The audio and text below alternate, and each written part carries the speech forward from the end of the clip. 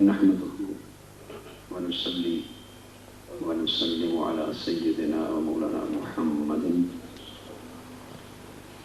رسول النبي الأمين المكين الحنين الكريم الرؤوف الرحيم. أما بعد، بسم الله الرحمن الرحيم. محترم علماء کرام، معزز حاضرین، عزیزان گرامی قدر، اللہ جل مجدہ کا شکر ہے جس نے اپنی توفیق سے حضور نبی اکرم صلی اللہ علیہ وآلہ وسلم کے نالین پاک کے تصدق سے ہم سب کو اس مبارک مجلس میں جمع فرمایا اور ہمیں حضور علیہ السلام کی امت میں داخل فرما کر احیاء اسلام اور اقامت دین کی اس عظیم عالمگیر تحریک اور مصطفی انقلاب کے عظیم قافلے کا سپاہی بنائے.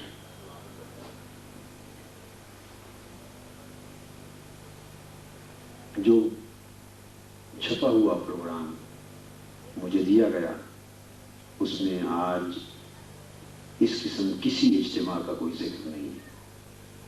یہ پروگرام میرے پاس ہے بلکہ اس میں لکھا ہوا تھا کہ اولڈ ایم میں دوپہر کا کھانا اور نماز ظہر کے بعد تنظیمی میٹنگ. کیا لکھا ہوا؟ نماز ظہر کے بعد تنظیمی میٹنگ. تو اسی غرض سے میں حاضر ہوا. فیاض صاحب نے مجھے رات کو اور صبح بتایا کہ مسجد میں ہوگی. میں نے کہا ابھی تنظیمی میٹنگ مسجد میں ہے تو وہ تو اور احباب بھی جمع ہو جائیں گے. انہوں نے کہا جی کچھ ہم نے دعوت نہیں دی، کوئی جلسہ نہیں، کچھ احباب جمع ہو جائیں گے تو مشن کے بارے میں تھوڑی تاریخی گفتگو بھی کریں. تو یہ اس طرح اس پروگرام کی ترتیب بن گئی. تو یہاں صورتحال جو مجھے بیان کی گئی اس سے کچھ مختلف ہو گئی ہے. یہ سب علامہ قاری خادم حسین صاحب کا فیض ہے اور ان کی کرامت ہے یا جو بھی کہیں. تو خطاب ابھی جو پروگرام ہے ہیلی فیکس میں وہاں ہوگا انشاءاللہ. تو اس وقت میں چاہتا ہوں کہ تحریک منہاج القرآن کا ایک مختصر سا تعارف آپ کے سامنے رکھوں تاکہ آپ سمجھ سکیں کہ تحریک منہاج القرآن کیا ہے. کسی غیر کی زبان سے سمجھنا اور معنی رکھتا ہے اور براہ راست تحریک منہاج القرآن کو سننا اور سمجھنا اور معنی رکھتا ہے. ابھی علامہ محمد بشیر سیالوی صاحب نے جو اعلیٰ حضرت کا کلام پڑھا، سبحان اللہ، بڑا ذوق اور بڑا کیف پیدا ہوا. تو میں ان سے ذاتی طور پہ یہ درخواست کروں گا کہ کل مانچسٹر میں جب خطاب ہو تو یہی نعت جو ہے خطاب سے پہلے پھر سنائیں. وکٹوریا پارک کی جو مسجد میں کل خطاب ہوگا تو یہ نعت میں یہاں انہوں نے ابھی دبے دبے آواز سے سنایا. لگتا یہ تھا کہ یہ بڑی اونچی پچ پہ بھی ذوق کے ساتھ پڑھ سکتے ہیں. تو کل ذرا کھل کر اس نعت کو دوبارہ پڑھیں گے ذوق انشاءاللہ. ایک اور ابھی مجھے بیٹھے ہوئے خط ملا، اس میں مجھ سے سوال کیا گیا کہ آج گفتگو میں قل انما انا بشر مثلکم اس آیت کریمہ پر خطاب کریں، روشنی ڈالیں. تو گزارش یہ ہے کہ اگر میرے خطاب کا خیال ہو تو میں اس پر ضرور خطاب کروں.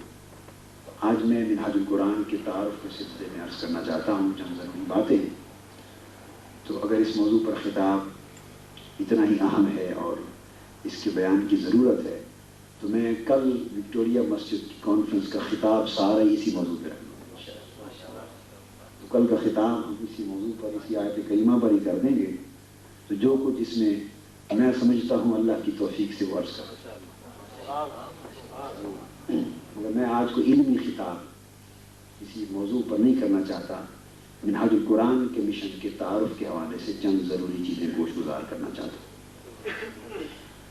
تو کل چونکہ کانفرنس ہے عظمت اسلام کی اور سیدھی بات یہ ہے کہ میرا ایمان اور وجدان اور اعتقاد تو یہ ہے کہ عظمت مصطفیٰ ہی عظمت اسلام صلی اللہ علیہ وسلم.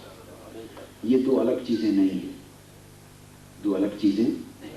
علامہ اقبال فرماتے ہیں بمصطفیٰ برساں خیش راو کہ دین ہماؤس، کہ دین ہماؤس، کہ سارا دین ہی حضور کی ذات ہے.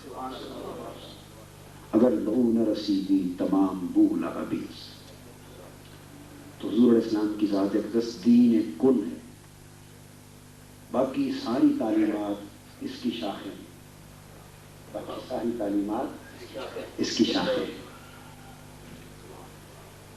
یا یوں کہیے کہ اسلام کا موضوع تو حضور صلی اللہ علیہ وسلم کی ذات پاک ہے، اور آپ کی ذات پاک ہی اصل موضوع ہے اسلام کا، اور اس کے سوا جو کچھ ہے وہ موضوع ہے. یہ علماء کرام بیٹھے ہیں، میں نے ان کی زبان میں تھوڑی سی بات کی ہے. بس موضوع اسلام کا حضور علیہ السلام کی ذات ہے، اور بقایا جو کچھ ہے جس میں حضور کی ذات کا ذکر نہیں وہ موضوع ہے. تو دوسرے موضوع کا معنی ہے من گھڑت، دوسرے موضوع کا معنی من گھڑت، اور پہلے موضوع کا معنی عنوان. تو حضور علیہ السلام تو اسلام کا عنوان ہے، اور اسلام کا مضمون ہے، اور اسلام کا متن ہے، اور اسلام کی شرح سب کچھ. تو کل انشاءاللہ یہ جو قل انما انا بشر مثلکم میں یہی چیز بیان ہوئی ہے، انشاءاللہ کل اس پر بیان کریں گے. یہ عظمت مصطفیٰ صلی اللہ علیہ وسلم کا مضمون ہے صاحب کریمہ. تو تحریک منہاج القرآن کے حوالے سے جو چند باتیں عرض کرنا چاہتا ہوں وہ یہ کہ تحریک منہاج القرآن کے تعارف کے کئی گوشے. ضرورت اس امر کی ہے کہ اس تحریک کو سمجھا جائے.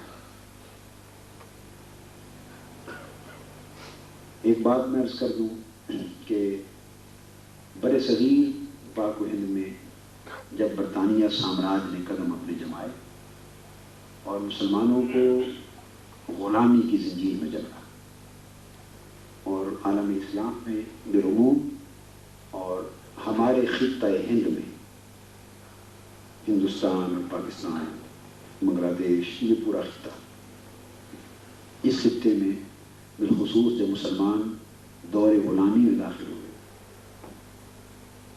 تو اس کے بعد برطانوی سامراج سے اس خطے کو آزاد کروانے کے لیے تحریکیں چلتی رہیں. بڑے بڑے اکابر نے جہاد آزادی میں حصے لیے، علامہ فضل حق خیر آبادی رحمۃ اللہ علیہ جیسی شخصیتوں نے، اور یہ جنگ آزادی کی قیام پاکستان تک چلی.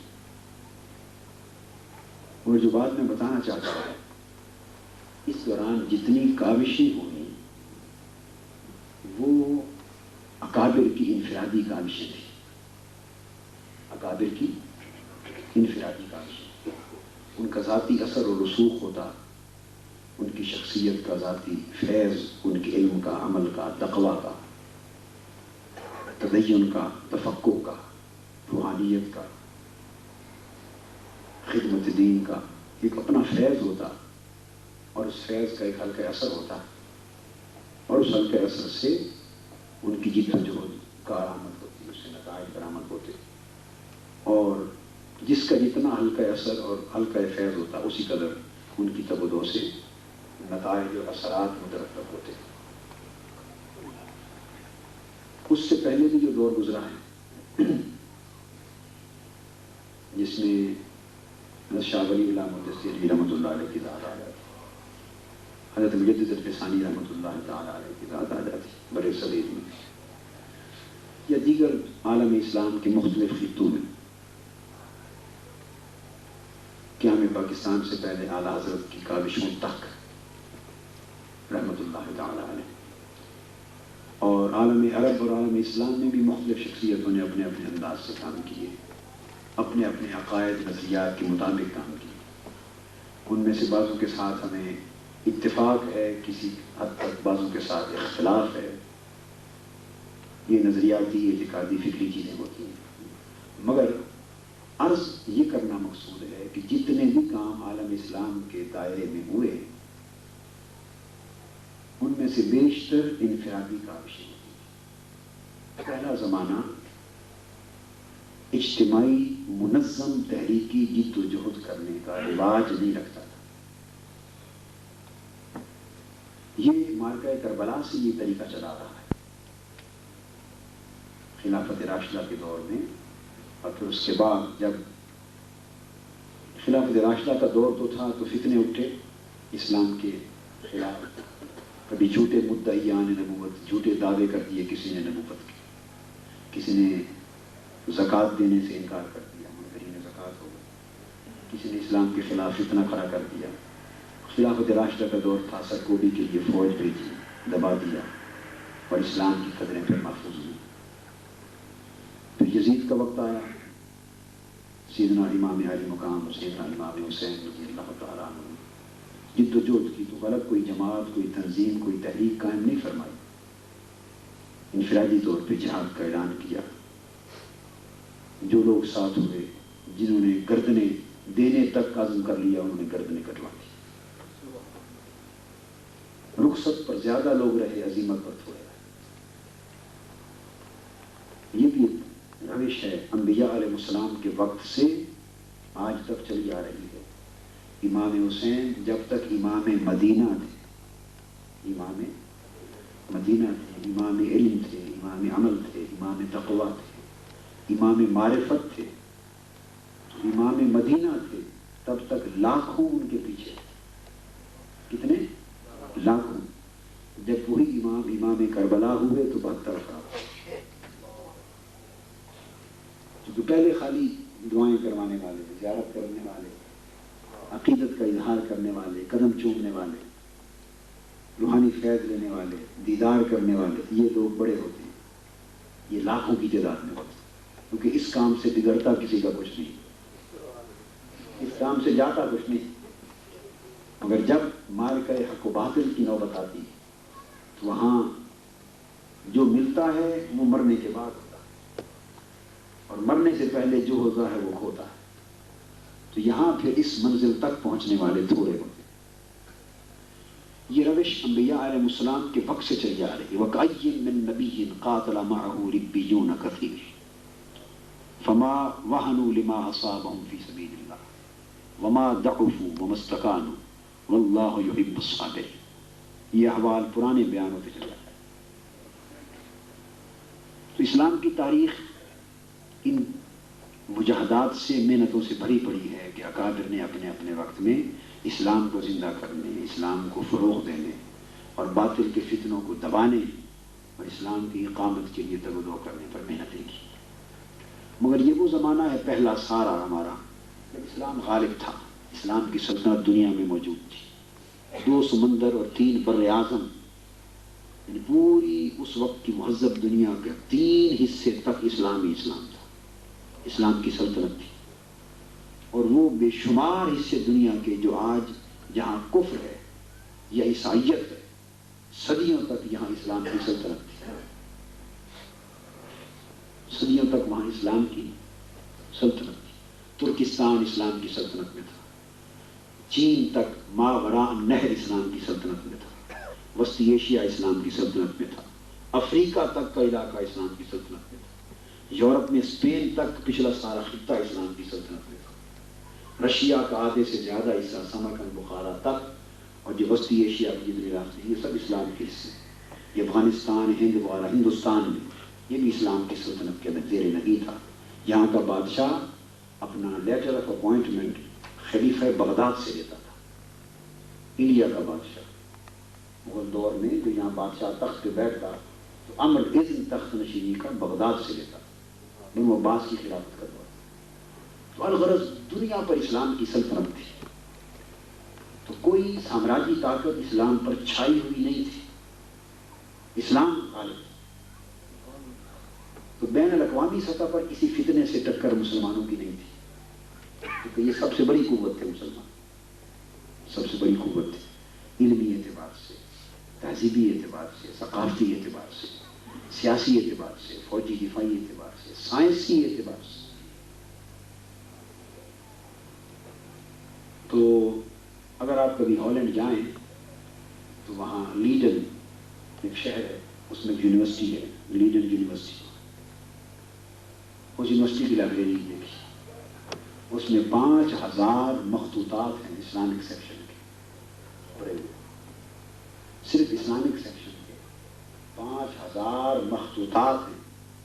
عالم اسلام کی کسی لائبریری میں اتنے مخطوطات نہیں ہیں.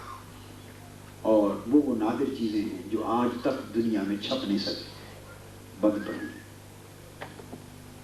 تو میں کئی گھنٹے اس کے مخطوطے مصوبے کھنگالتا رہا.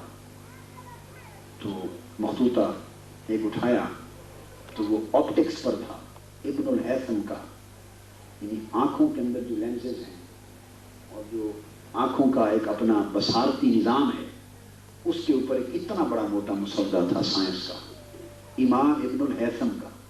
صدیوں پہلے جن چیزوں پر آج مغرب نے ریسرچ کی ہے وہ صدیوں پہلے ہمارے امام اور محققین لکھ چکے ہیں، مگر نہ یہ چیزیں کبھی چھپی نہ منظر عام پہ آئی. چونکہ چھپی نہیں، اپنے نوجوان مسلمانوں کو بتا دیں تو وہ سہیں گے گپ مارتے ہیں. حکایتیں ہیں، حکایتیں نہیں ہیں. یہ ہالینڈ ہے، آپ چلے جائیں لیڈن یونیورسٹی، آنکھوں سے دیکھیں. اسی کے بارے میں علامہ اقبال کہتے ہیں کتابیں اپنے آبا کی کیا ہے، دیکھیں ان کو یورپ میں تو دل ہوتا ہے سیپا. وہ لوٹ کے لے آئے، دور زوال آ گئے. اور اب ہم جس دور میں جی رہے ہیں یہ دور زوال کی بھی انتہا ہے. میں یہ عرض کروں گا کہ یہ دور زوال نہیں، اب دور ذلت شروع ہو چکا ہے. دور زوال ختم ہو گیا، دور زوال ختم ہے. اور اب کون سا دور؟ دور ذلت ہے، دور ہلاکت ہے.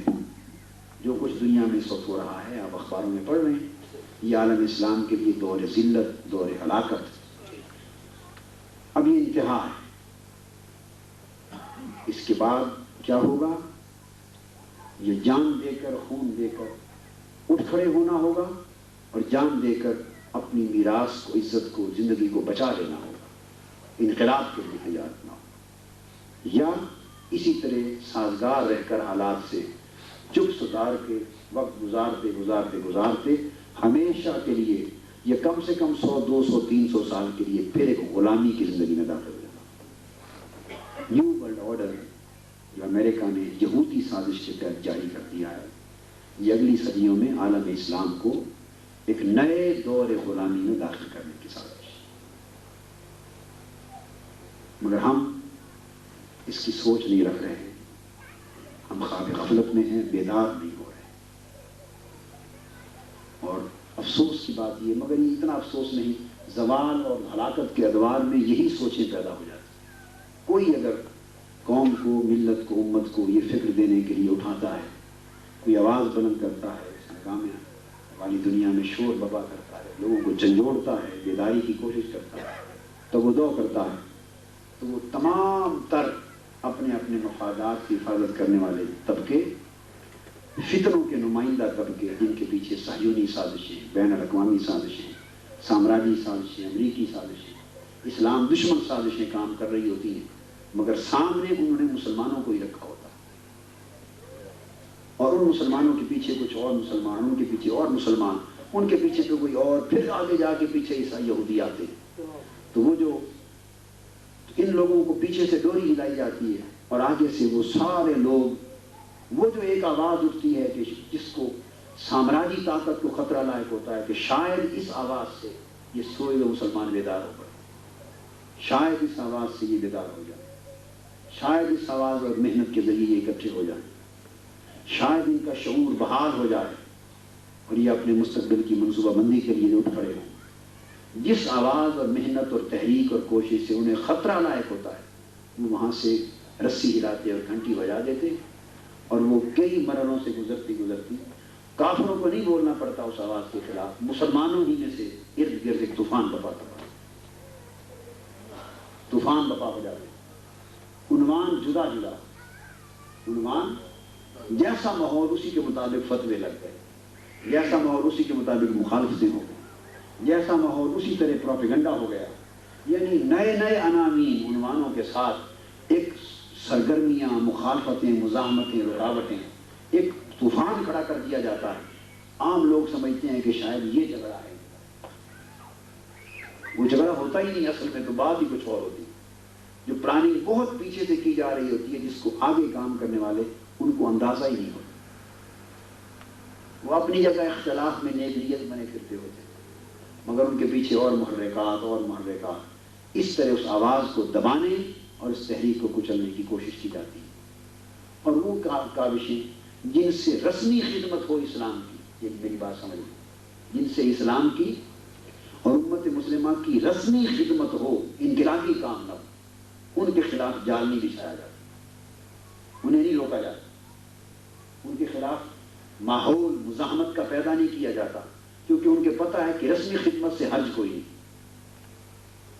رسمی خدمت سے وہ تو ایک ادائیگی ہے، چند فرائض کی وہ چلتی رہے گی، ان سے چھوڑا بھی نہیں جا سکتا، اس کو نہیں روکتے، وہ فرق دیکھتے ہیں کہ رسمی خدمت کا کام کون سا ہے اور انقلابی خدمت کا کام کون سا ہے۔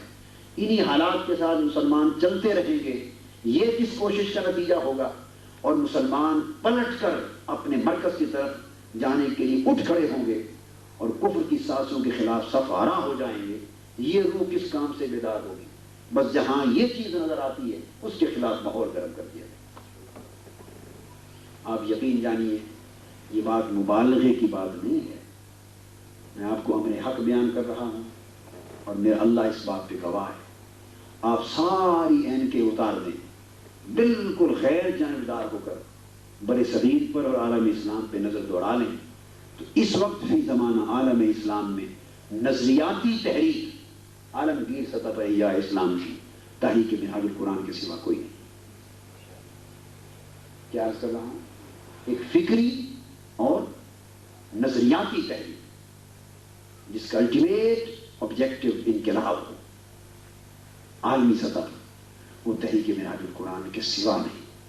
باقی جتنی خدمت اسلام کے کام ہو رہے ہیں، خدمت اسلام کے بڑے کام ہو رہے ہیں، اللہ پاک ان کو شرف قبولیت عطا کرے، انہیں اجر دے، جزا دے۔ خدمت دین کے بے شمار کام ہو رہے ہیں مختلف جہتوں سے اپنی اپنی جگہ، مگر جو میں نے ایک لفظ بولا ان میں عالمی سطح پر فکری نظریاتی انقلابی تحریک کہ جو بین الاقوامی سامراج کی ان سازشوں کے پردے اٹھائے اور اس عالمگیر سطح پر اسلام کے احیاء کی تگ و دو میں مصروف ہو، وہ تحریک منہاج القرآن ہے۔ پچھلے کچھ دور میں اٹھی ہیں تحریکیں، مگر وہ جلد ہی باطل نظریات کی لپیٹ میں آ کر اپنی خالصیت کھو بیٹھی۔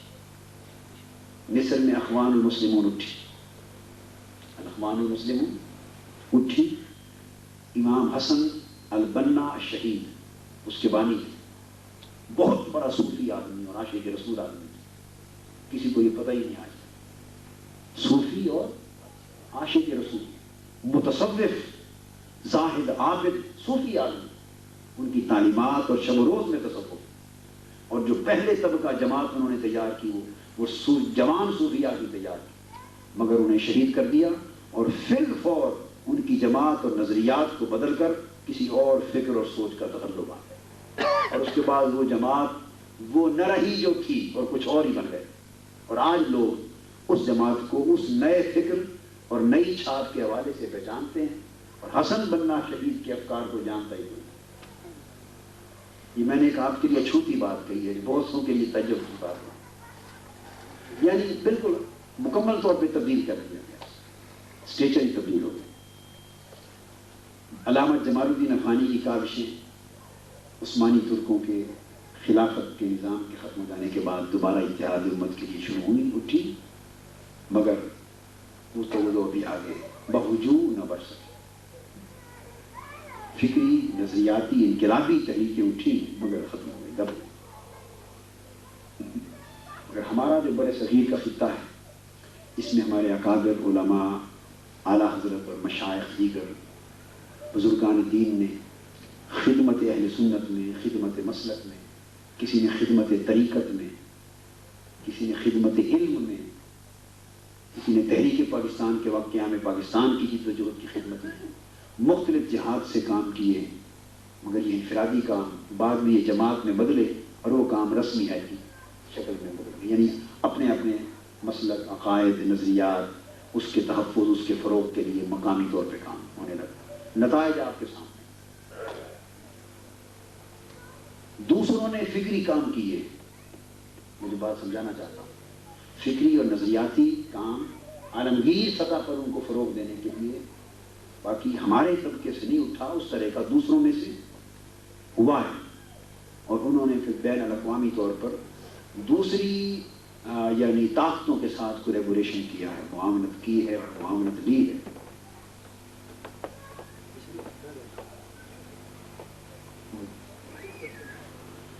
تو دوسروں نے اپنے فکر اور نظریے کے اعتبار سے فکری اور نظریاتی تحریکیں برپا کی ہیں اور عالمی سطح پر ان کو فروغ دیا ہے۔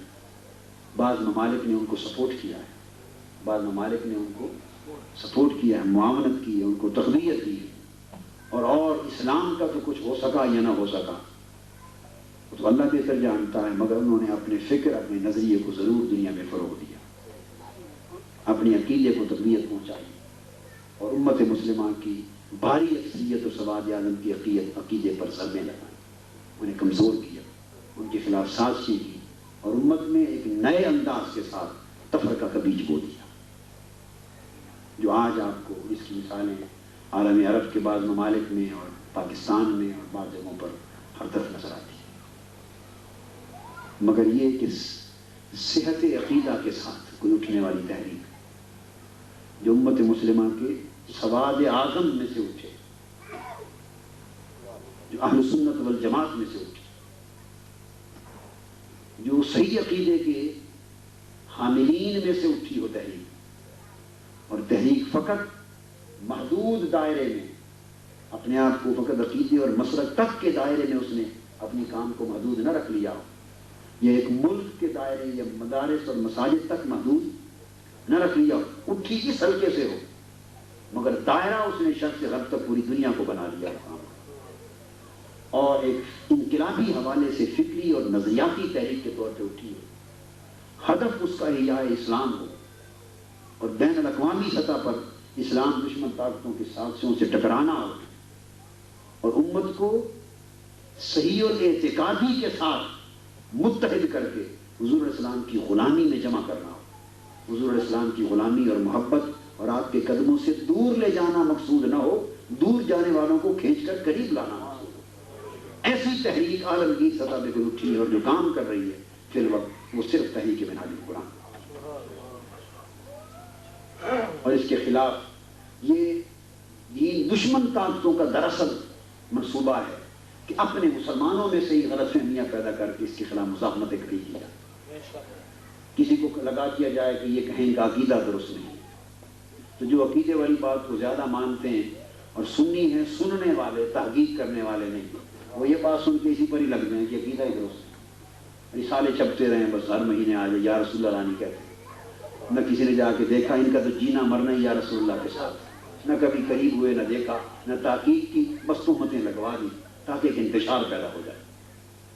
آپ سمجھے، کسی کو کہہ دیا مسجد میں یا رسول اللہ نہیں لکھا ہوا، نہ کسی نے جا کے مسجد میں نازل قرآن کی دیکھ لی، نہ بہت کسی کو کیا پتا کتنے فٹ بڑا لکھا ہوا یعنی اب یہاں جو رسالے چھپ جائیں سارا کچھ آپ پڑھ لیں تو آپ نے جا کے منہاج القرآن کی مسجد میں دیکھ تھوڑا لینا، یا ہم تو اگلے رسالے میں اس کا کیمرے کا فوٹو کھنچوا کے دوبارہ تھوڑا چھاپ دیں گے، ان کاموں میں تو نہیں الجھتا، بس پتہ مسلمان بالعموم ورغلاؤ ورغلائے جاتے ہیں، ایسے فتنے بپا کرتے ہیں، کسی کو کہ دن اعلیٰ حضرت کے مخالف ہیں، بس چلو اعلیٰ حضرت کے خدام اور اشاعت ان کے دل میں اتنی بات بڑی محل پیدا کرتی ہیں، ان کو کیا پتا بھی یہ اعلیٰ حضرت کے جوتوں کی خاک کو سرما بنانے والے ہیں یا مخالف، کسی کو کیا پتا، کوئی قریب بیٹھے، کوئی پڑھے، کوئی ساتھ ہو چلے تو اس کو پتا چلے حقیقت حال۔ ایک فتنہ بپا کرنا دنیا میں سب سے زیادہ آسان کام، یوسوس فی صدور الناس، ایک وسوسہ پیدا کر دے، بس غلط دو چار باتیں کر دی، سننے والوں کے ذہن میں وسوسے پیدا کر دی، اس سے زیادہ اور کیا چاہیے، کسی کو کچھ کہہ دیا، کسی کو کچھ کہہ دیا، کسی کو، اور اس سے اوپر چلے جائیں، یہ تو بڑی چھوٹی آغاز کیا اور پتہ نہیں کہاں سے کہاں تک لے گئے، استغفر اللہ العظیم، یہاں تک کہنے سے بھی گریز نہیں کرتے کہ یہ تو دعوی نبوت کر دیں، استغفر اللہ العظیم، لا حول ولا قوت الا باللہ۔ یعنی آج مسلمان کہاں تک چلا جاتا ہے، اب انتہا ہے، کہاں تک چلا جاتا ہے، نہیں دیکھتا کہ میں نے مرنا بھی ہے، قبر میں بھی جانا، اللہ کو جواب دے، کہاں تک چلا جاتا ہے۔ یہ سارا کچھ جو ہو رہا ہے مسلمانوں کے ہاتھوں، مسلمان اس میں بے قصور ہے. اس کے پیچھے بہت آگے جا کر بین الاقوامی سازش ہے، یہودی کی سازش. یہ نیو ورلڈ آرڈر کی تیار کرنے والے لوگ، صہیونی لوگ، اسرائیلی لوگ. مجھے ایک شخص ملا بنو میں، کہاں بنو میں ملا، جو کوہاٹ کے قریب جو بنو ہے، تو وہ کوئی 15-20 سال اسرائیل کے اندر جو ان کی متشدد تنظیم ہے نا انٹیلیجنس، اس کے ظلم اور مظالم اور مار پیٹ کا شکار ہو کے بڑی مشکل سے رہا ہو کے آیا تھا. میری اس کی زندگی کی پہلی ملاقات تھی. میں اس کو نہیں جانتا نا، وہ ہمارا منہاج القرآن کا ممبر ہے. اس کے پاس کہیں کوئی لٹریچر وہیں کسی ذریعے سے پہنچا یا کہیں کسی قریبی ملک سے وہ لے گیا، کوئی کارڈ یا کوئی چیز اس کے پاس تھی. ایجنسی کو اسرائیل کے اندر پتہ چل گیا کسی حوالے سے کہ اس کا تعلق منہاج القرآن سے. اس کو لے گئے اور کتنے سال اس کو اذیتوں اور مشقتوں میں رکھا. وہ ذکر کر رہا تھا کہ اسرائیل کے اندر ایک پوری فائل ہے منہاج القرآن کی تحریک کے اوپر. وہ ریسرچ اس انداز سے کر رہے ہیں کہ ان کو یہ پتا ہے کہ اس وقت کوئی تحریک عالم اسلام میں جو انقلاب کی روح پیدا کر سکتی ہے وہ صرف یہ تحریک ہے. تو ہر ایک کے خلاف چھوٹے موٹے درجے کی جو بھی مزاحمت کر لو، مگر اس تحریک کو کبھی اٹھنے نہ دینا. اگر یہ اٹھ گئی تو عالم اسلام کے حالات بدل سکتے ہیں، ہماری سازشیں بے نقاب ہو سکتی. سوچ کا انداز. یوگوسلاویا سے لوگ آئے، یوگوسلاویا کی گورنمنٹ کا وفد آیا، ٹیلیویژن وغیرہ اپنے سیٹ لے کر میرا انٹرویو اور ریکارڈ کرنے کے لیے. وہ پھر پورا لمبا انٹرویو ریکارڈ کر کے لے گئے. یوگوسلاویا کا وفد پورا. تو مختلف طریقوں سے انہوں نے جانچا. ان کی خاتون تھی، بولے لوگ نہیں ہوتے، بڑے سمجھدار پولیٹیکل فلاسفرس تھے. ان ایک خاتون ان کیا کہ اس نے مجھے وہاں سلام کرنے کے لیے آگے ہاتھ بڑھایا. میں نے ہاتھ نہیں ملایا اور شکریہ ادا کر کے کہا کہ آپ تشریف رکھ کے سیٹ پر. اس نے بیٹھتے کہا کہ آپ نے مجھ سے سلام کیوں نہیں کیا؟ Why have you not shaken hand with me? میں نے please take your seat. I will answer your question. اس نے کہا repeat my question. Why you have not shaken hand with me? میں نے کہا my question is why you have tried to shake hand with me. اس نے پوچھا کہ آپ نے میرے ساتھ ہاتھ کیوں نہیں ملایا؟ میں نے جواب میں کہا مجھے یہ بتائیں کہ آپ نے میرے ساتھ ہاتھ ملانے کی کوشش کیوں کی؟ اس نے کہا اٹس آور کلچر، یہ ہماری ثقافت ہے. میں نے کہا to shake hand with men is your culture and not to shake hand with women is our culture. مردوں سے ہاتھ ملانا تمہارا کلچر ہے اور عورتوں سے ہاتھ نہ ملانا ہمارا کلچر ہے. نعرہ تکبیر، نعرہ رسالت، اسلام، نعرہ منہاج القرآن، نعرہ انقلاب مصطفی. میں نے کہا I have no objection about your culture. Do you have about ours? ہمیں آپ کے کلچر پہ کوئی اعتراض نہیں، آپ کچھ کریں. آپ ہمارے کلچر پہ اعتراض ہے؟ اس نے کہا absolutely no. وہ خوش ہو گئے. اس نے کہا میں سیٹسفائیڈ ہوں. لمبے چوڑے دلائل کی ضرورت ہی کوئی نہیں، ایک سادہ سی بات سمجھ میں آئی. اس سے بہت سے پہلوؤں پر انٹرویو لیے، ریسرچ کی، کر آ کے وہ چلے گئے. اس کے بعد انہوں نے ایک رپورٹ چھاپی. وہ رپورٹ ہمارے ریکارڈ میں ہے، کہیں سے ہم نے لے لی. انہوں نے اپنی رپورٹ چھاپی. وہ پورے مہم پر ایک مشن پر آئے تھے. اس رپورٹ میں یہ لکھا تھا کہ ہم پاکستان میں جتنی دینی تحریکیں، جماعتیں، ادارے تھیں، وہ 25-30 کا چناؤ کر ہر ایک سے ملاقاتیں، انٹرویو کر کے گئے. اور آخر پہ جو انہوں نے رپورٹ چھاپی اس میں یہ تھا کہ ہم ہر جگہ ملے ہیں، ہر ایک سے ملے، مگر لب لباب دورہ پاکستان کا یہ ہے کہ صرف جو تحریک عالم کفر کے لیے خطرناک ہے اور جس پر نگاہ رکھنی چاہیے وہ منہاج القرآن. اس کے اوپر انہوں نے اپنے ریزنز دیے. عالم کفر، عالم طاغوت اور عالم سامراج وہ بھاگ چکا ہے کہ تحریکیں جو اٹھتی ہیں، تحریکیں یعنی ایک ہے حکومتی سطح پر ہونے والی ایفرٹس، ریاستی سطح پر، حکومتی سطح پر وہ اور ہے. غیر حکومتی سطح پر جو تحریکیں اٹھتی ہیں وہ یہ امتیاز کرتی ہیں کہ کون سی تحریکیں دین کی، مسلک کی، مذہب کی، اسلام کی رسمی خدمت انجام دے رہی ہیں اور کون سی تحریکیں انقلابی تھاٹ رکھتی ہیں. اور پھر کس کس تحریک کا دائرہ ملکی سطح پر اور خاص حلقوں میں ہے اور کس تحریک کے اندر پوٹینشل ہے ان سارے حلقوں سے بڑھ کر عالمگیر سطح پر اپنے آپ کو فروغ دینے کا، جس پر دوسری قومیتیں پاکستانیوں کے علاوہ دوسرے بھی متوجہ ہو رہے ہوں اور جس کے اثرات اندر پھیل رہے ہوں، وہ اس کو پہچان کرنے کے بعد پھر منصوبہ تیار کرتی ہیں اس کی خاتمے کا۔ تو تحریک منہاج القرآن اللہ پاک کی بہت بڑی نعمت اور حضور علیہ السلام کا بہت بڑا فضل ہے آپ کی امت پر اس دور میں، کہ احیاء اسلام کی ایک عالمگیر انقلابی تحریک ہے۔ اس وقت ہم سب کی مشترک ذمہ داری اس کا ساتھ دینا۔ یہ میرا کام تو نہیں ہے، کسی بھی انڈیویجول کا، فرد کا کام، ہم میں سے کسی کا ذاتی کام نہیں، اللہ کے رسول کا، حضور علیہ السلام کی امت کا اور حضور کے دین کا۔ ہم تو نوکر ہیں، جھاڑو بردار ہیں، چھڑکاؤ کرنے والے ہیں۔ جب تک وہ نوکری میں رکھیں گے، توفیق دیں گے، نوکری کریں گے، اور ہر وقت ڈرتے رہتے ہیں کس وقت نوکری سے نکال نہ دیں۔ ہماری تو حیثیت فقط اتنی، وہ مالک ہیں اپنے دین کے، جس وقت چاہیں جس کو نوکر رکھ لیں، جس کو نکال دیں، جس سے کام لے لیں، چھوٹوں سے بڑا کام لے لیں اور بڑوں سے چھوٹا کام قبول کر لیں، وہ مالک۔ ہماری تو اس تحریک کے اندر حیثیت فقط اتنی، پوری امت کا کام ہے، اور آپ احباب اور خوش نصیب ہیں آپ کی یہ تحریک پاکستان سے اٹھی۔ یہ دنیا کے کسی اور ملک سے بھی اٹھ سکتی تھی، اس کا آغاز کسی اور جگہ اور کسی اور کے ہاتھوں سے بھی ہو سکتا تھا۔ یہ سرزمین پاکستان سے اٹھی، اور خوش نصیب ہیں آپ کہ تاریخ میں پہلی مرتبہ ایک بین الاقوامی تحریک آپ کے مسلک میں سے اٹھی۔ کاش اس چیز کی قدر کرنے کا ہمیں موقع نصیب ہو جائے۔ یہ اہل سنت میں سے اٹھی ہے بین الاقوامی تحریک، ایک فکری تحریک، ایک نظریاتی تحریک، جو عالم عجم اور عالم عرب تک اپنے اثرات کو مترتب کر رہی ہے۔ وہ اہل سنت والجماعت کے آپ کے مسلک سے، اعلیٰ حضرت کے نمائندوں میں سے اٹھی۔ یہ خوش نصیبی کی بات۔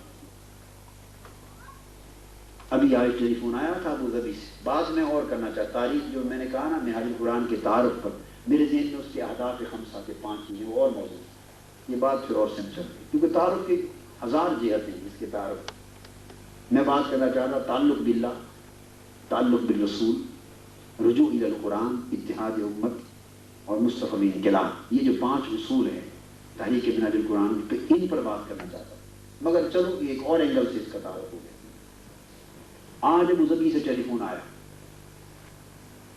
اور وہ مجھے بتا رہے تھے، العین سے ٹیلی فون تھا، عرب امارات سے، مجھے بتا رہے تھے کہ آج رات کے، ہر روز رات کے 9 بجے یہ وہ ملک ہے جہاں اعلیٰ حضرت کے ترجمہ قرآن کنز الایمان پر پابندی لگی۔ اس ملک کی بات کر رہا ہوں۔ یہ پابندی کیوں لگی؟ ہر ایک کا اپنا اپنا سوچ کا انداز ہے۔ ایک سوچ کا انداز پابندی لگانے والوں پر الزام ہے کہ انہوں نے لگائی، میرا انداز یہ ہے کہ انہوں نے تو خیر لگائی، مگر قصوروار وہ نہیں، قصوروار ہم ہیں جنہوں نے لگوائی، جنہوں نے لگوائی، یعنی بے تدبیری اور بے حکمتی کی وجہ سے لگائی۔ ورنہ عالم عرب میں ابو ظبی وہ واحد ریاست ہے جس کے حکمران مسلک اہل سنت۔ پتہ نہیں ہے نا حالات، چونکہ بین الاقوامی رابطے نہیں کرتے، محنت نہیں کرتے، اپنے مند جگہوں پر بیٹھ کر صرف بات کر لیتے ہیں اور سمجھتے ہیں کہ ساری دنیا ہماری بات کے دائرے میں آ گئی۔ یہ واحد سلطنت ہے عالم عرب کے اندر کہ جس کا حکمران کٹر سنی اور عقیدہ، حضور کے میلاد پاک کو ماننے والا، معراج شریف کو ماننے والا، گھر میں میلاد کروانے والا، ٹی وی پر میلاد کے پروگرام کروانے والا، میلاد پاک پر چراغاں کروانے والا، معراج النبی کو نہانے والا، اور یا اللہ کو ذوالیا کو ماننے والا، یہ وہ ملک ہے۔ اور جہاں اس ریاست میں جو کتابیں حضور علیہ السلام کی شان پر اہل سنت کے عقیدے کی کتابیں اور تصوف کی سعودی عرب میں بین ہیں، سعودی عرب میں جو کتابیں دکان پر بھی کوئی رکھ نہیں سکتا، وہ کتابیں یو اے ای کی حکومت، وزارت اوقاف، پابندی لگانے والی وزارت، اپنے سرکاری خرچ پر وہ کتابیں چھاپتی۔ شیخ محمد بن علوی المالکی مکہ معظمہ کے محدث ہیں، بہت بڑے امام حدیث،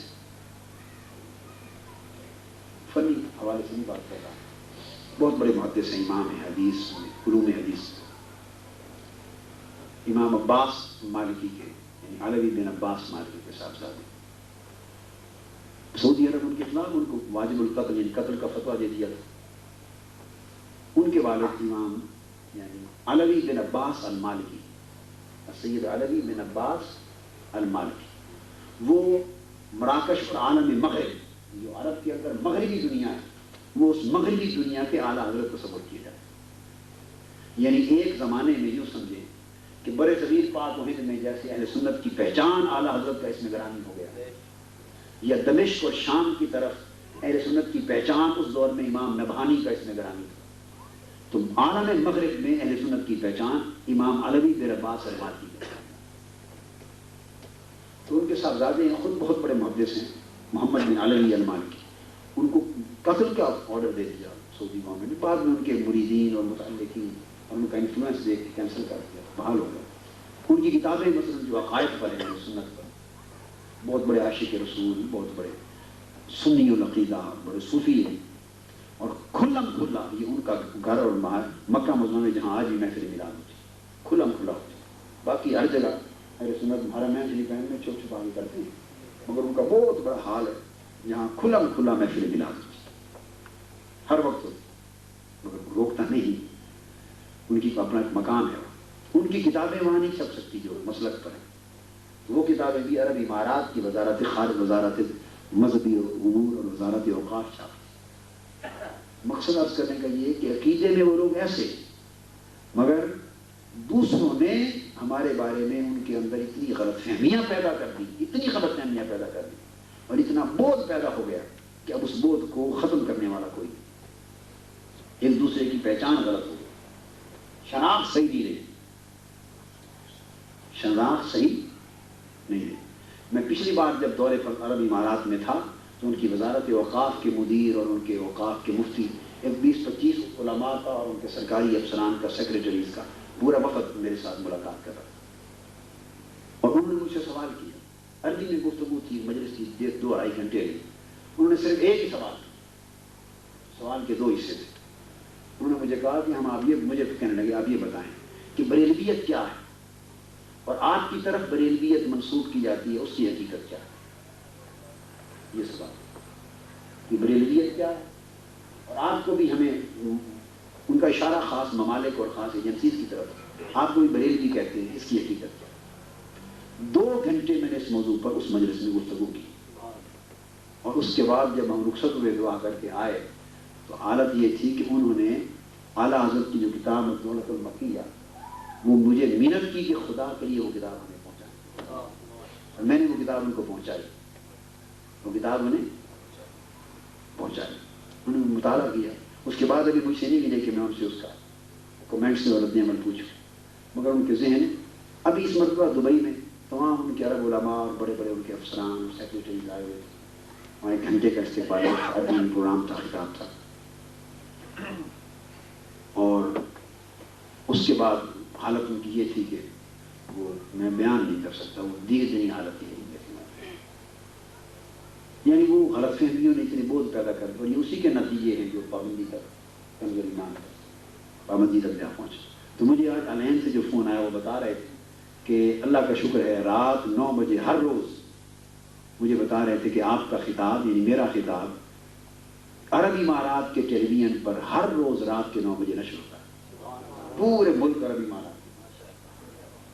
اسلام ان فوکس انگلش کا عنوان ہے، تو میں وقتاً فوقتاً ان کو پروگرام خطاب کار کروا دیتا ہوں۔ یہ ابھی حال ہی میں شروع ہوا یہ کام، بڑی رکاوٹوں اور مزاحمتوں کے پہاڑ پہ عبور کر کے انہوں نے اس جرأت سے قدم اٹھا لیا، بڑی رکاوٹوں کے باوجود حکومت نے اٹھا لیا۔ پورا ماہ رمضان پہلے روزے سے عید الفطر تک 31 دن عرب امارات افطاری سے پہلے میرا خطاب نشر ہوتا پورا مہینہ۔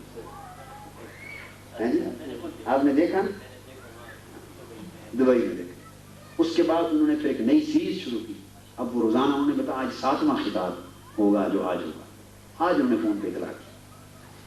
عرض میں جو بات کرنا چاہتا ہوں یہ خطاب کے حوالے سے کوئی معنی نہیں رکھتا ہمارے لیے، خطاب کے اندر سے کوئی اہمیت نہیں، عرض یہ کرنا چاہتا ہوں کہ یہ وہ تحریک ہے مناج القرآن جو عجم سے اٹھی ہے اور جس کو عالم عرب قبول کر رہا ہوں، میں یہ بتا رہا ہوں آپ کو۔ عرب لوگ تو اجمی آدمیوں کو تو مانتے ہی نہیں، وہ کہاں مانتے ہیں؟ اجمیوں کو علماء ہی نہیں مانتے، اجمیوں کو تو پتہ نہیں پکا مسلمان ہی سمجھتے ہیں کہ ایک ذہن میں بڑی عصبیت ہے، بڑا تفاخر ہے۔ تو جو ایک پاکستان سے اٹھے ایک تحریک اجمیوں میں سے، اور اس کے اوپر مختلف غالب عرب طاقتوں کے پروپیگنڈے بھی مختلف نوعیت کے ہوں، اور وہ عالم عرب کے اندر اس کو داخل ہو وہ تحریک، اور اس کے اندر عرب علماء، وہاں شیخ عبد الوہاب المشعرانی مفتی ہیں سرکاری اوقاف کے بہت بڑے، انہوں نے اپنے مدرسہ کا نام بدل کر معہد منہاج القرآن نام رہا، راس الخیمہ میں۔ اب ان کا دینی مدرسہ جس کی وہ متمم اور بانی منہاج القرآن کے نام پر کام کرتا ہے۔ انکوائریاں بھی ہو رہی ہیں، پوچھ گچھ بھی ہو رہی ہے، دباؤ ہے، وہ ڈٹے ہوئے۔ شامی علماء، امارات کے علماء، عرب کے علماء، مختلف علاقوں کے علماء سارے، اب الحمدللہ ایک ہجوم ہے جو دبا ہوا تھا۔ اس آواز اور تحریک منہاج القرآن کی آواز پہنچنے کے بعد ان کے اندر ایک حوصلہ پیدا ہو گیا۔ اب میرے جب عرب کے دورے ہوتے ہیں، پہلے پاکستانیوں کے ہی پروگرام ہوتے، اب ہر دورے میں ہر ملک میں 7 عربوں کے بھی پروگرام ہوتے، یعنی اٹھ کھڑے ان کے اندر ایک خود اعتمادی ایک قوت آ رہی ہے کہ چلو، انہوں نے کہا کہ عالم عرب تو بالکل ہی بیٹھ گیا تھا کسی کے سامنے، دب گیا تھا، ہمت اور جرأت نہیں رہی تھی، ہم تو بس پرانی باتوں کو سوچ کے حسرت ہی کرتے تھے۔ اللہ کا شکر ہے چلو ہم سے نہیں، پاکستان سے کوئی آواز اٹھی اور اس نے ہمیں سوئموں کو اٹھایا اور ہمارے ضمیر کو جھنجھوڑا، اور ہماری کم ہمتی اور بزدلی کے وقت ہمیں سہارا دیا اور ہمیں پھر اپنے مرکز کی طرف بلایا، ہم تو چلنے کے لیے ساتھ تیار۔ اس طرح مصر کے ہیں ابھی حال میں نائب شیخ الازہر شیخ استاذ فوزی الزحزاح، شیخ الازہر جاد الحق علی جاد الحق جو ہیں الامام الاکبر، ان کی نیابت میں انہوں نے بھیجا جو لاہور میں حاضر قرآن آئے تھے ہماری دستار بندی کنوکیشن۔ مفتی اعظم شان، نائب مفتی اعظم شان احمد السیادی عمان سے آئے، یعنی یہ وہ لوگ جن سے ہم تو کر چکے تھے متصل، واسطہ ہی ختم ہو گیا، جس کو عربی لباس میں دیکھا سمجھا یہی بات، جس کو عربی لباس میں دیکھا یہ وہی ہے، ہمارا تو یہ حال ہو گیا۔ اور ان کے یہاں بریلوی کا لفظ سننے وہ سمجھتے ہیں جیسے کوئی معاذ اللہ استغفر اللہ، کیا ہے میں مثال نہیں دے سکتا، اس حد تک دوریاں پیدا کر دی گئی۔ اس لیے کہ عالمی سطح پر کہنا آتا، عالمی سطح پر ہم کیا کرتے ہیں، ہم ہر جماعت جو بنتی ہے انٹرنیشنل پہلے ہو جاتے ہیں۔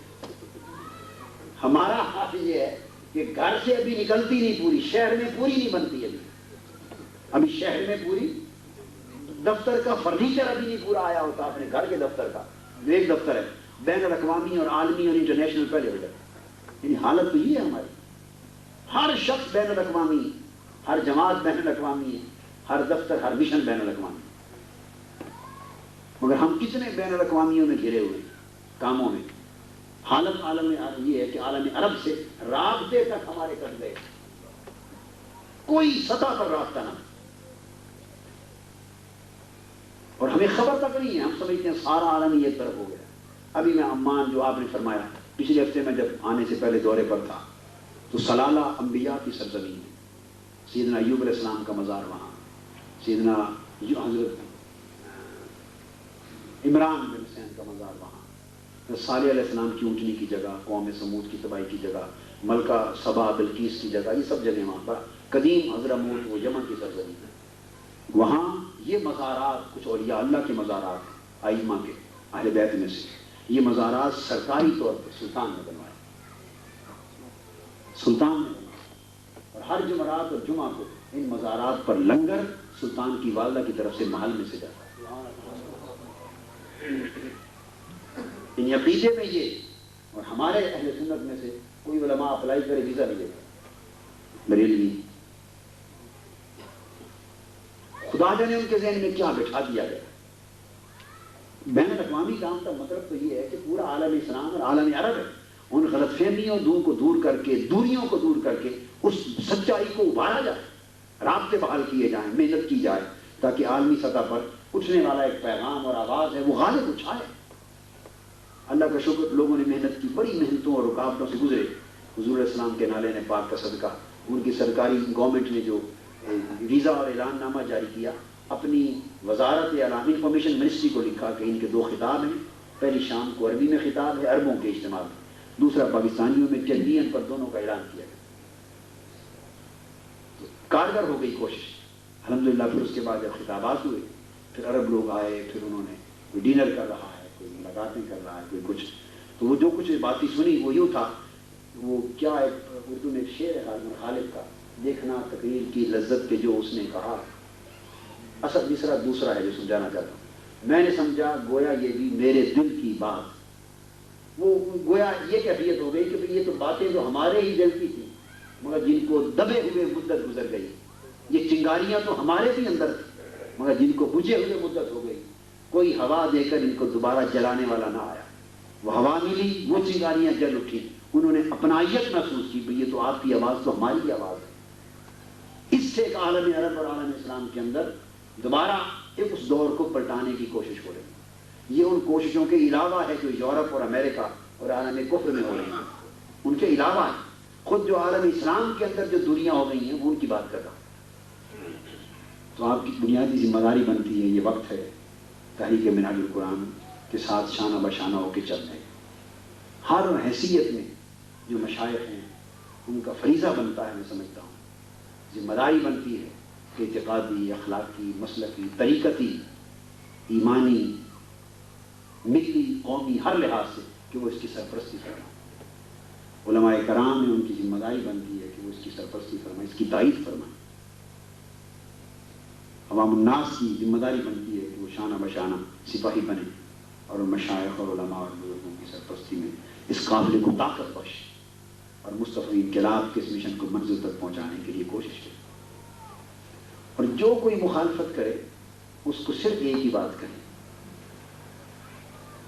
بھئی مخالفت ہر کوئی اپنے اپنے انداز سے کام کر رہا ہے بھلائی کے لیے, مخالفت تو کم سے کم نہ کریں دوسرے. اگر ہم لوگ آپس میں مخالفت کرنا ترک کر دیں, عملی معاونت نہ بھی کر سکیں کسی میں.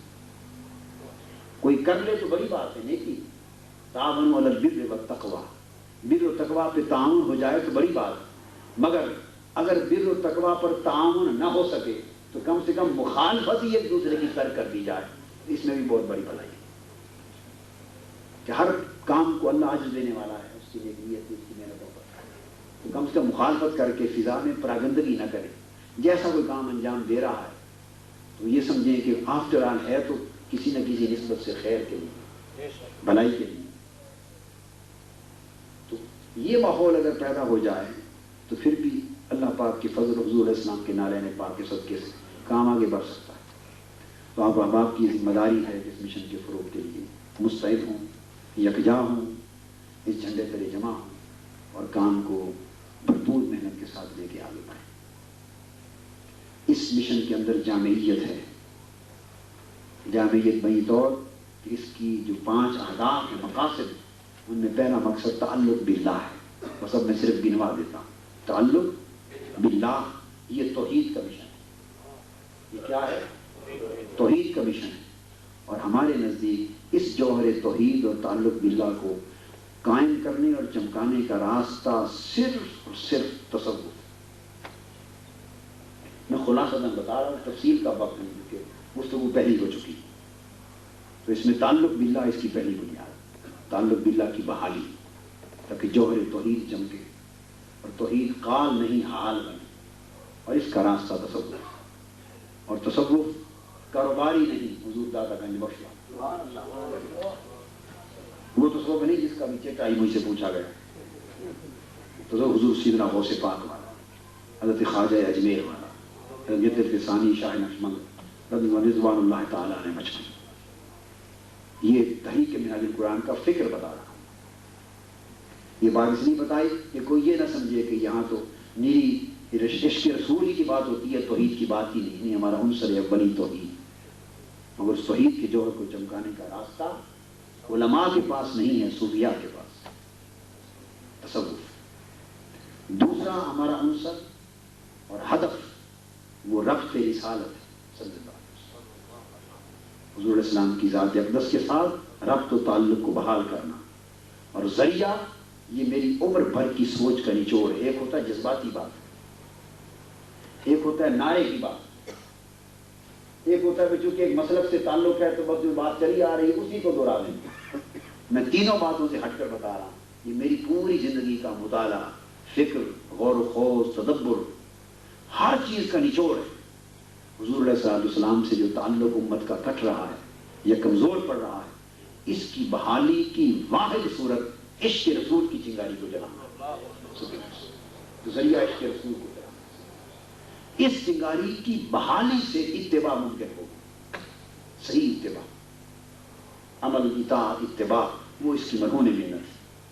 تمہاری قرآن کی فکر کا دوسرا عنصر ربط رسالت مآب صلی اللہ علیہ وسلم کے لیے عشق رسول کو فروغ دینا، اور اس کے لیے محافل نعت اور محافل میلاد اور محافل صلاۃ و سلام، یہ اس کے ناگزیر تقاضے ہیں، اور بھی بہت کچھ اس کے اندر آتا ہے۔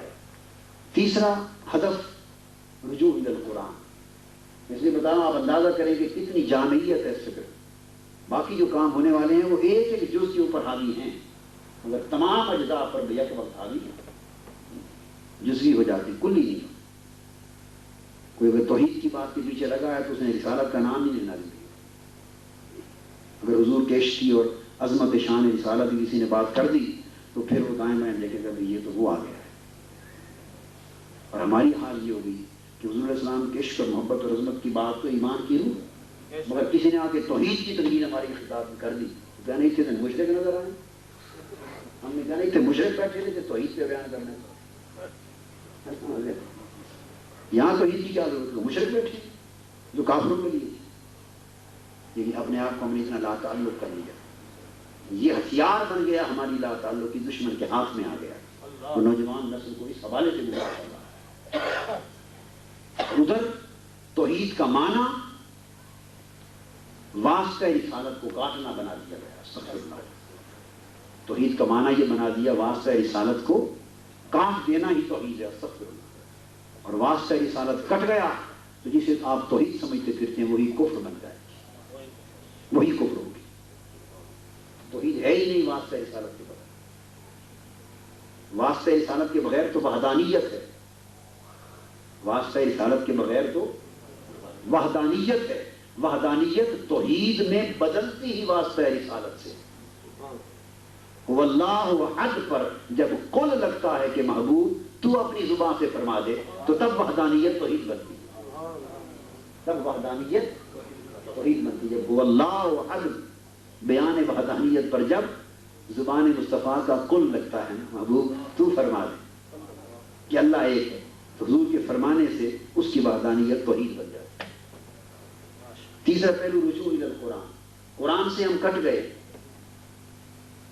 سیف الملوک سے نہیں کٹے، قرآن سے کٹ گئے، ہیر رانجھا سے نہیں کٹے، مولے شاہ صاحب کے کلام سے نہیں کٹے، حکایتوں سے نہیں کٹے۔ یہ چیزیں مذموم نہیں ہیں، میں تو خود سنتا ہوں، میری گاڑی میں میاں محمد صاحب رحمۃ اللہ علیہ کی کیسٹیں ہوتی ہیں، میں تو سفر پہ وہی سنتا رہتا۔ یہ ضرورت ہے، ذوق ہے، لیکن میں ایک بات بتا رہا ہوں، ہم نے سارا کچھ ان پر انحصار کر لیا ہے اور قرآن سے لا تعلق ہو گئے۔ اب قرآن کا حوالہ ہم دینے والے نہیں رہے، قرآن کی زبان میں بات کرنے والے نہیں رہے، قرآن کا فکر سمجھنے پہنچانے کا قصہ، قرآن کا درس، قرآن کا باز، ہر بات قرآن سے لینا، اور قرآن سے تعلق کٹ گئے۔ دوسروں نے اس کو بھی ہتھیار بنا دیا، وہ اپنی گمراہی بھی قرآن کے حوالے سے پھیلاتے، گمراہی پھیلانے کے لیے بھی قرآن پڑھیں، یضل بہ کثیرا، اس کے وہ مظہر بن گئے، ہم یہدی بہ کثیرا کے مظہر نہ رہے۔ اس تحریک کے ذریعے رجوع الی القرآن کی تحریک پیدا کی تاکہ دوبارہ رابطہ بحال ہو۔ اور کیوں حقدار قرآن کے ہم ہیں، کیف تکفرون وانتم تتلی علیکم آیات اللہ وفیکم رسولہ۔ قرآن اور حضور کی ذات صاحب قرآن، انہی کا تو چوری دامن کا ساتھ۔ یہ تیسری چیز اس نے ہماری بنیادی قرآن کے فکر میں یہ ہے، اس کو میں نے محنت کی۔ رفقا وابستگان توجہ سے سنیں، اس پر عمل کریں، اس پر عمل کریں، روزانہ قرآن کو دیکھیں اور پڑھیں۔ اعلیٰ حضرت کا ترجمہ رکھیں قرآن مجید کا پاس۔ اب علامہ کاظمی شاہ صاحب رحمۃ اللہ علیہ کا بھی ترجمہ آ گیا ہے، پیر کرم شاہ صاحب کا بھی ملتا ہے، میرا ترجمہ بھی ہو رہا ہے، 6 پارے ہو چکے ہیں، اس میں تفسیر مطالب ساتھ ساتھ چل رہا ہے کام، وہ بھی آ جائے گا۔ ہم ایک پارا پارا کر کے چھاپ رہے ہیں، تراجم ہیں، ان کو پڑھیں، مطالعہ کریں اور قرآن سے رابطہ پیدا کریں۔ چوتھی چیز اتحاد امت۔ کیا؟ ہمارے اتحاد امت کے تصور کو بھی غلط معنی میں بعض اوقات لوگ سمجھتے ہیں۔ یہ سمجھا جاتا ہے کہ شاید جب قادری صاحب نے اور منہاج القرآن نے اتحاد امت کی بات کر دی تو اس کا مطلب میں مسالک کی نفی کر، کوئی جاہل ہی نفی کرے گا مسلک۔ اتحاد امت نفی مسلک نہیں ہے، مسلک کے اوپر قائم رہنا اور چیز، اور اتحاد امت کی جد و جہد کرنا اور چیز۔ اپنے مسالک پر قائم رہتے ہم اہل مسلک، ہم اہل مسلک، ہم پیدا بھی اہل سنت کی مسلک پر ہوئے، کوئی کسی اور اہل سنت سے مراد کوئی اور مسلک، وہی جو اعلیٰ حضرت کا، وہی جو شیخ محقق عبدالحق محدث دہلوی رحمۃ اللہ، وہی جو شاہ ولی اللہ محدث دہلوی، وہی جو حجت الفسانی کا، وہی جو حضور غوث العظم رضی اللہ عنہ، وہی سلطان باہو کا، وہی پیر میر علی شاہ صاحب کا، وہی خواجہ قمر الدین سیالوی کا، وہی حضرت شاہ سلیمان توسوی رضوان اللہ تعالیٰ علیہ مجمعین رحمہم اللہ تعالیٰ۔ میں یہ بھی کلیئر اس لیے سمجھا رہا ہوں کہ ہمارے سنت سے مراد بھی کوئی اور نئی چیز نہیں، اسی مسلک پہ پیدا ہوئے، اسی پر ہے، اللہ نے اسی پر موت دی۔ مگر افسوس کا پہلو یہ ہے کہ ہر بات کو ہم سمجھنے کی کوشش نہیں کرتے، ان مسلک پر قائم ہیں، ہم اپنی طریقت پر قائم ہیں، ہم اپنی تقلید پر قائم ہیں، ہم حنفی مقلد ہیں، قادری ہیں، سارے مشائخ کے غلام ہیں، قادری، چشتی، نقشبندی، سوربندی، سب قادر ہیں۔ مگر مقصد سمجھانے کا یہ ہے کہ مسلک پر قائم رہ کر اس امت کی وحدت کے لیے جد و جہد کرنا ہے، یہ عالمگیر سطح پر حضور کے امتی ہونے کے ناطے ذمہ داری ہے، کیونکہ الکفر ملت واحدہ، عالم کفر جو ایک ہو گیا ہے اسلام کے خلاف، عالم اسلام کو ایک قوت کیوں نہ بنایا جائے، یہ مدعا اتحاد امت کا ہے۔ اور آخری چیز انقلاب، یہ ساری باتیں اگر مل بھی جائیں تو امت کے حالات نہیں بدلیں گے جب امت انقلاب کے لیے اٹھ کھڑی نہیں ہوگی، اسلام کی اقامت کے لیے، دین کی اقامت، اسلام کی سربلندی اور عالم کفر اور عالم طاغوت کے فتنوں کو چاک چاک کرنے کے لیے، اور اسلام کو عالمگیر سطح پہ سربلند کرنے اور اسلام کے خلاف ہونے والے ظلم کے ہاتھ کاٹنے کے لیے۔ اس میں حکمت ہے، تدبیر ہے، سیاسی جد و جہد ہے، محنت ہے، ملک میں بھی ملک سے باہر بھی، اس کے ابھی اپنے طویل دائرے۔ تو یہ مصطفی انقلاب، اس کی بات آپ نے بار بار سنی، یہ اس کا آخری ہدف ہے، 5واں۔ تو ان سارے پھولوں کو ملائیں تو تحریک منہاج القرآن کا گلدستہ بنتا ہے، اور تحریک منہاج القرآن کا چمن بنتا ہے۔ یہ اس کے تعارف کی بہت ساری جہتوں پر گفتگو ہوئی، اللہ پاک ہمیں توفیق دے۔ ہمارے معزز علماء کرام اور احباب اور مشائخ، علامہ منیر صاحب اور سارے احباب بیٹھے ہیں، ملاقات انشاءاللہ ہماری دوبارہ کل مانچسٹر میں ہوگی۔ علمی خطاب اب وہ موضوع بن گیا، وہ کل ہی کریں گے انشاءاللہ۔ آج تو یہ مشن کے تعارف کے حوالے سے ضروری باتیں آپ کی گوش گزار کی، میں امید کرتا ہوں کہ آپ اب اس مشن کو اپنا مشن سمجھ کے اس میں شریک ہوں، قافلے میں اور جان و مال کے ساتھ، تن من دھن کے ساتھ مستحکم کریں اور UK میں فروغ دیں اس کو، اور اس مشن کو کسی جماعت کے خلاف نہ سمجھیں، ہرگز نہ کسی جماعت کے، نہ کسی ادارے کے، نہ کسی جمعیت کے، ہر ایک جو بھی نیکی بھلائی کے لیے کام کر رہا ہے ہم اس کی عزت کریں اور بر و تقویٰ پر ہر خیر کے ساتھ تعامل کریں، کسی کا الجھنا جھگڑنا نہیں، اور اس کام کو مستحکم کرنا، اس کی افادیت اپنی جگہ، دوسرے کاموں کی افادیت اپنی جگہ، یہ دعوت رکھی آپ کے سامنے اور درخواست کی حضرات علماء کرام سے۔ اور علامہ منیر صاحب ویسے میرے استاد بھائی بھی، ان کے اوپر بہت بھی بنتا ہے، استاد بھائی بھی ہیں اور میرے والد گرامی رحمۃ اللہ علیہ کے یہ استاد بھائی، یعنی دو نسبتیں، یہ علامہ عبدالرشید صاحب ان کے بھی شاگرد ہیں، اس نسبت سے میرے استاد بھائی ہیں، اور حضرت قبلہ شیخ الحدیث رحمۃ اللہ علیہ کے شاگرد ہیں، اس نسبت سے میرے والد گرامی رحمۃ اللہ علیہ کے استاد بھائی۔ باقی احباب علامہ سیالوی صاحب، حضرت شیخ الاسلام رحمۃ اللہ علیہ سے بیٹھ، تو علامہ سیالوی صاحب، ان سے بھی نسبت، یہ میں حق جتا رہا ہوں کہ ان بزرگوں کو اس مشن کی سرپرستی کرنی چاہیے۔ حضرت شیخ الاسلام خواجہ قمر الدین سیالوی رحمۃ اللہ علیہ پاکستان کی سرزمین کے وہ پہلے فرد ہیں، یہ تاریخ کی بات ہے، ریکارڈ پر ہے، سیاہ شریف کی تاریخ میں چھپا ہوا ہے، سیاہ شریف کی تاریخ میں، جو دارالعلوم کی تاریخ نہیں چھپتی تھی، ڈاکٹر تصویر احمد صاحب چھاپا کرتے تھے، 1966 یا 65 یا 66 کا جو سالانہ سیاہ شریف کی روداد ہے، حضرت شیخ الاسلام رحمۃ اللہ علیہ کی زیر صدارت، اس کے اندر درج ہے۔ حضرت شیخ الاسلام رحمۃ اللہ علیہ خواجہ قمر الدین سیالوی قدس سر العزیز سرزمین پاکستان کی وہ پہلی ہستی، میں اس وقت 9 تک سکول میں پڑھتا تھا، میں نے زندگی کا بہت بڑے جلسے کا پہلا خطاب سیال شریف نے کیا۔ چھوٹے خطاب تو روٹین کے ہوتے رہتے تھے، مگر پتہ نہیں میں 9ویں یا 10ویں جماعت میں تھا، 65 کی بات ہوگی، اچھا 65 کی ہے، تو 10ویں میں ہوگا، 10ویں میں تو یعنی زندگی کے بہت بڑے اجتماع سے جو خطاب کیا پہلا وہ سیال شریف ابا جی قبلہ رحمۃ اللہ علیہ کا خطاب تھا۔ اصل میں اس رات سجارت خواجہ خان محمد رحمۃ اللہ علیہ فرما رہے تھے، گوڑا شریف سے لے کے ساری دنیا مشائخ موجود تھے۔ حضرت شیخ الاسلام رحمۃ اللہ علیہ خود اسٹیج سیکٹری کے فرائض انجام دے رہے تھے، دارالعلوم کا جلسہ تھا پہلے۔ تو آپ نے فرمایا ابا جی قبلہ رحمۃ اللہ علیہ کے ڈاکٹر صاحب آج ہماری خواہش ہے لوگ نام سنتے رہتے ہیں، صاحب صاحب کی بھی تقریر سنائیں۔ ابا جی قبلہ رحمۃ اللہ علیہ نے، میں بچہ تھا، مجھ سے پوچھا بیٹے حضرت خواجہ صاحب خطاب کے لیے فرما رہے ہیں، کرو گے؟ میں نے کہا جی آپ عرض کرنے میں کروں گا۔ پھر شیخ الاسلام رحمۃ اللہ علیہ نے اعلان فرمایا لاؤڈ اسپیکر، میں نے خطاب کیا، اس کے بعد آپ نے مجھے چوما۔ 15-20 ہزار افراد کا اجتماع، اور جو بات بتانا چاہتا ہوں یہ وہ ہستی ہیں جنہوں نے پہلی پیشین گوئی کی تحریک منہاج القرآن کی۔ نام نہیں لیا تحریک منہاج القرآن کا، وہ تو ہمیں بھی معلوم نہیں تھا، وہ تو جب نام رکھا گیا لاہور میں محنت جب شروع کی تو تبھی رکھا، مگر آپ نے فرمایا وہ کلمات باقی پھر علامہ سیالی صاحب اس وقت کے موجود بزرگوں سے پوچھ لیں گے یا پڑھ لیں گے کتاب میں، وہ مجھے مناسب نہیں لگتے کہ میں کہوں، مگر اتنی بات کہتا ہوں کہ آپ نے 15,000 سامعین کو متوجہ کیا اور یہ فرمایا، ابتدائی کلمات بتاتا ہوں اگلی بات نہیں۔ آپ نے فرمایا کہ سنگیو یاد رکھ لو، میں آپ کو ایک بات بتاتا ہوں، اس وقت اور زمانے کی بات کہ میں تو زندہ ہوں گا یا نہیں، اسے مجذوب کی بڑھ نہ سمجھنا، ایک فقیر کا اعلان ہے، یاد رکھنا وقت بتائے گا، اس کے بعد آگے کچھ آپ کے خادم اور مشن کے جو کچھ بھی اللہ پاک کو منظور تھا ٹوٹا پھوٹا کام ہمارے سپورٹ کرنا وہ ارشاد کیا۔ زندگی میں پہلے فرد جنہوں نے، میں کہتا ہوں احیاء اسلام کی اس عالمگیر تحریک منہاج القرآن کی پیشین گوئی تھی، وہ حضرت خواجہ شیخ الاسلام، وہ ہمیشہ سرپرستی فرماتے، وہ منہاج القرآن کے یہاں کا قیام تو بعد میں عمل میں آیا، مگر وہ ذاتی سطح پہ سرپرستی فرماتے اور شفقت فرماتے اور اتنا کرم فرماتے کہ میں بیان نہیں کر سکتا۔ ایک مرتبہ آپ نے طلب فرمایا مجھے سیال شریف، میں حاضر ہوا لاہور پنجاب یونیورسٹی سے، یہ بات ہے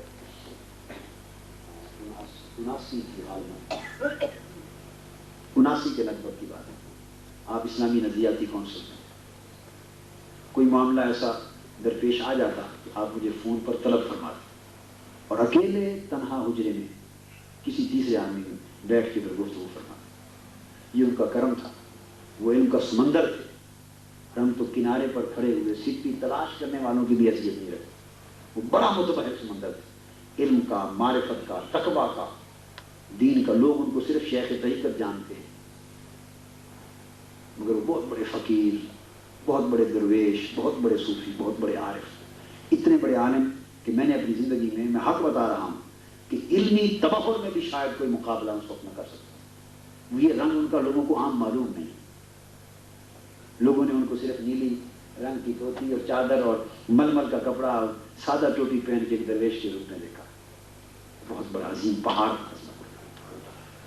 تو کاش، میں کبھی کبھی سوچتا ہوں، یہ آخری بات جس پہ ختم کرنا، کیونکہ اب اگلی بات جو کہنا چاہتا ہوں اس کے بعد دیگر شاید وہ تکلیف محسوس کرے۔ کبھی سوچتا ہوں کاش ہم تھوڑے سے اگلے اس زمانے میں ہوتے جس زمانے میں قدردان لوگ تھے اور سرپرستی کرنے والے تھے، جو جاننے والے تھے کہ کیا حق ہے اور کیا نہیں۔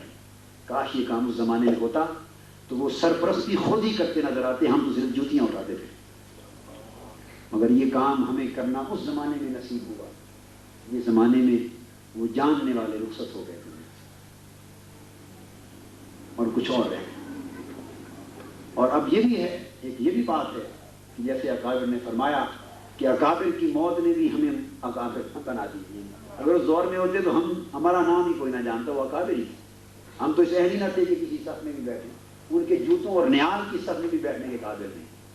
یہ بھی خلا ہے، وقت کے دھکے ہیں، خلا ہے، خالی زمانہ ہے جس میں اب چھوٹے موٹے ہمارے جیسے آدمیوں کے بھی نام آپ کو یاد ہو۔ اللہ اکبر۔ تو یہ تحریک منہاج القرآن جیسے میں نے عرض کیا ہے، یہ آپ کا فخر ہے کہ اہل سنت والجماعت اس مسلک سے اٹھی ہے یہ تحریک۔ یہ کہنا کہ صرف مسلک ہی کے لیے کام کرے، تھوڑا عالمگیر سطح پہ ہو کے سوچو، اسی سوچ نے چھوٹا کرتے کرتے کرتے کرتے ہمیں سمندر سے چھوٹی سی نदी بنا کے رکھ دیا۔ باقی بھی ایک مسلک کے ہوتے ہیں، وہ پوری دنیا کے لیے کام کرتے ہیں اور اسی مسلک کو عظمت ملتی ہے۔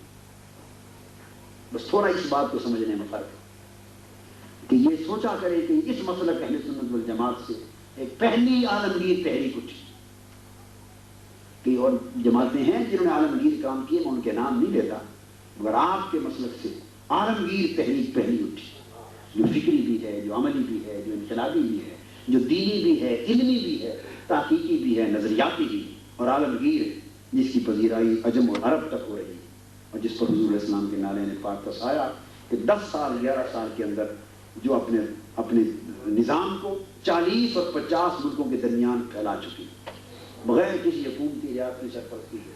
یہ صرف کرم ہے، یہ صرف خیرات ہے حضور اسلام کے نعرے نے پاک اور اولیاء کرام کی توجہات، اللہ کا فضل۔ تو میں بہت کچھ ضروری باتیں آپ سے عرض کر چکا ہوں، امید کرتا ہوں کہ اولڈ ہیم قلعہ بنا دیں منہاج القرآن، اس کے فام لیں، رفاقت کے علماء کرام اس کے سرپرست بن جائیں، عوام اس کے سپاہی بنے، باقی وابستگیاں کام کی جہاں جہاں بھی ہیں وہ جاری رکھیں، ان میں خیر ہے، ہر کام میں خیر ہے، جس قدر بھی ہے خیر ہے، مگر ایک یہ عالمگیر کام بھی ہے ہمارا، اس کے لیے آگے بڑھیں، چونکہ اس نے جدید نسل کو ایڈریس کرنا ہے، جدید نسل ان لوگوں کو جو چھائے ہوئے ہیں دنیا میں ان کو ایڈریس کرنا ہے، اس کی اپنی افادیت، اس کی تنظیم کو منظم کریں۔ باقی انشاءاللہ تنظیمی گفتگو جو ہے تنظیمی وہ کل ہے، وہ پرسوں ہے اجلاس ہیلی فیکس میں، سوموار کو کتنے بجے؟ 24 تاریخ کو شام 7 بجے ہیلی فیکس میں۔ اب منہاج القرآن کے حوالے سے تنظیمی میٹنگ اور تنظیمی گفتگو میں انشاءاللہ پرسوں کروں۔ جو احباب رفقا اور ممبر ہیں پہلے وہ بھی سارے مدعو ہیں، دعوت مل گئی ہوئی ہے نا ان کو جی، اور جو نہیں اور اب اس قافلے میں شریک ہونے کا جو ذہنی فیصلہ کر چکے ہیں وہ فارم لے لیں، پر کر لیں، کر کے پھر وہ پرسوں 7 بجے ہیلی فیکس آئیں۔ یہ ذمہ داری ہے ہماری کے لیے، اس کو نبھائیں۔ دین اس کام کے لیے بھی وقت مانگتا ہے، سارا وقت دنیا کے لیے ہی نہیں ہونا چاہیے، کچھ دین کے لیے بھی ہونا چاہیے۔ تو پرسوں انشاءاللہ میٹ کریں گے ہیلی فیکس میں، کل کے مانچسٹر کے جلسے کے بعد پرسوں تنظیمی اجلاس ہوگا ہیلی فیکس میں شام 7 بجے، جس میں ہم اس کی تنظیمی پلاننگ کے لیے اور اس کام کو آگے فروغ دینے کے لیے انشاءاللہ UK میں مزید سوچیں۔ باقی آپ نے ریجنس پارک والی دعوت علامہ خادمی اپنا خادم حسین صاحب سے سنی لی، میلاد مصطفیٰ کانفرنس، دراصل تو میں اس بڑے پروگرام کے لیے آتا ہوں، شروع کر دیا ہے، اللہ اس کو جاری رکھے، اور اس سے اس سال کے ہمارے میلاد النبی کے پروگرام شروع ہوں گے، اور تحریک منہاج القرآن کے تحت واپس پہنچتے ہی 12 ربیع الاول سے جلوس ہمارا اور میلاد پاک کی کانفرنس، اور اس سال پاکستان میں تحریک منہاج القرآن کے تحت مسلسل ستمبر سے جنوری تک 75 یا 70 کانفرنسز پاکستان میں میلاد مصطفیٰ کی ہوئی، مسلسل 70 میلاد مصطفیٰ کانفرنسز پاکستان میں ہوئی، ان کے پروگرام چھپے ہوئے اشتہار پورے ملک پر، تو ایک پورا 5 مہینے کا سائیکل چلتا رہے، پورا 5 مہینے میلاد مصطفیٰ کی کانفرنسز کا سائیکل چلتا رہے انشاءاللہ تعالیٰ۔ تو یہ آغاز اس ریجن پارک والی جو مسجد ہے لندن کی 5 ستمبر سے ہوگا، انشاءاللہ اللہ پاک اس میں خیر برکت دے۔